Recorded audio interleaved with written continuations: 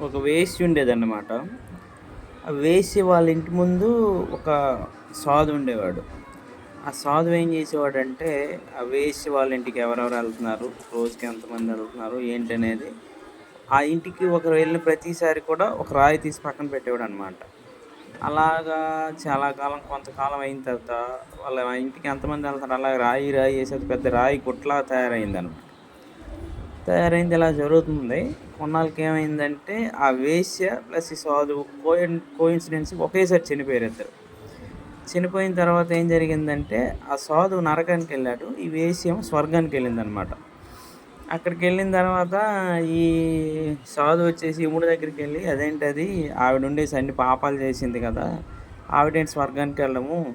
నేనసలు ఏ పాపం చేయలేదు కదా! నేను పుణ్యం చేశాను కదా! నేనేంటి నరకానికి రావటం" అని అడిగితే అప్పుడాయన ఏం చెప్పాడంటే, ఆవిడ జీవిత కాలం మొత్తం కూడాను ఆవిడ పని ఆవిడ చేసుకుంది.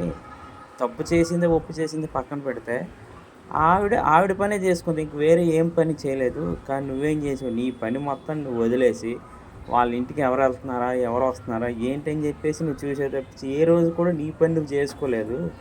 అందుకే ఆవిడ తిన్నగా స్వర్గానికెళ్ళింది, నువ్వు నరకానికెళ్ళావని చెప్పారు.